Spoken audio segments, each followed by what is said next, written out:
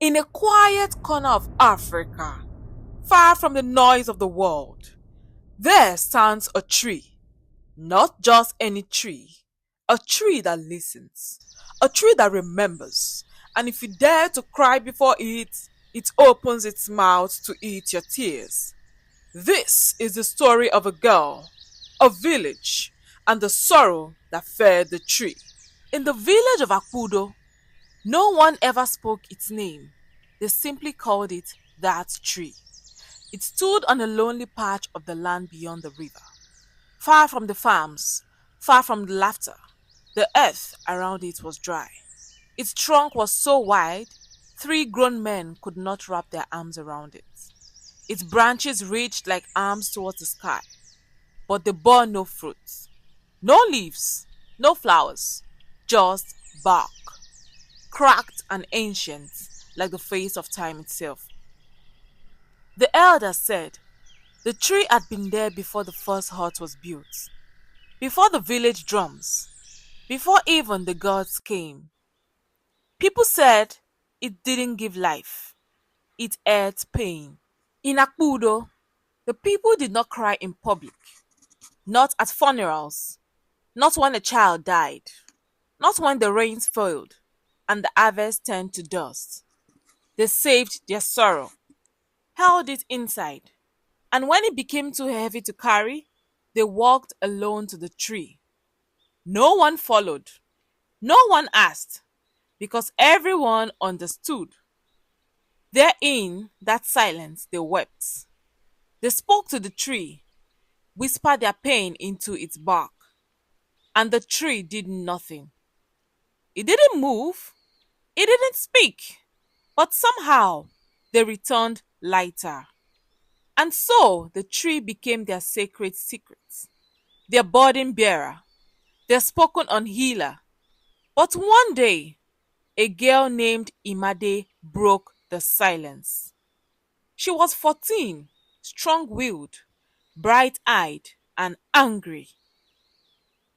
Her mother had died suddenly, struck by a fever that came with the wind. Her father said nothing for days. The villagers came, nodded, and told her, "You know what to do. Go to the tree." But Imade refused. "How can a tree help me?" she shouted. "Does it know what it's like to bury your heart? Does it cry? Does it love?" No one answered. She carried her grief like a knife in her chest. Days passed, nights grew longer, and finally, on the seventh night, Imade walked alone to the tree. She stood before it, the giant mouth carved into its trunk, looked like it was sleeping. No wind, no birds, just silence. Imade did not kneel. She did not cry. She took a sharp stone from the ground and carved it into its bark. Three words. "Where is Mama?" The tree cracked, not with sound, but with lights.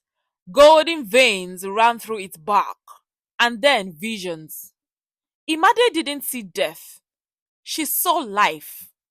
Her mother was rising early to boil yam. Her mother laughing with neighbors. Her mother hiding pain behind the soft smiles. Her mother selling firewood to buy Imade's school books. She saw more. Her grandmother with calloused hands. Her great grandfather in the fields bent with age. Generations of sacrifice, of silent sorrow, and of strength. Tears poured down Imade's eyes. The wind rose, and for the first time the tree opened its mouth. Wide, deep, glowing inside, and it ate our tears. At sunrise, the villagers found her asleep beneath the tree. But something was different. High above in its branches, something glowed. Golden pods fruits. The tree that never gave had finally borne fruits. Not for everyone to see, Only those who had wept in truth could glimpse them. They said the fruit held spirits, not of the dead, but of healing, not to be plucked, but to be received in the heart. The tree had changed, so had Imade. She sang now, she smiled again, but deeper than before, like someone who had touched the soul of grief and returned alive. The, the story spread. Warriors came to weep, mothers brought their pain, widows laid flowers. The tree never spoke, but its silence was full of answers. Travelers came from distant lands. Some saw only bark, but others saw their ancestors in the branches.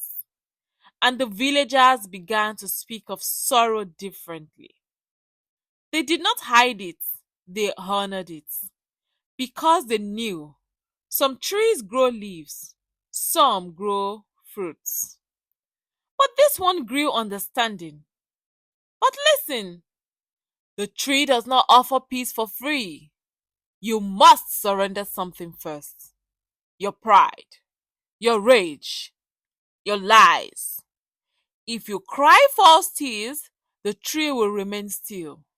But if you offer your pain, raw and real, it will eat it. And in return, it will plant something in you. Something deep. Something that will grow slowly. Something unimaginable. Something changing into healing, into clarity, into freedom.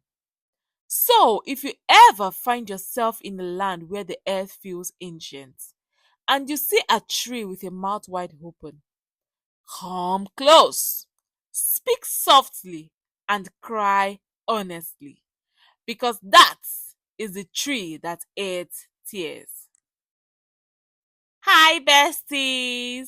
Welcome back to my channel. If you like this story, please subscribe, like, share, and tell your loved ones to watch this story. Thank you for watching, besties. See you all in my next story. Bye!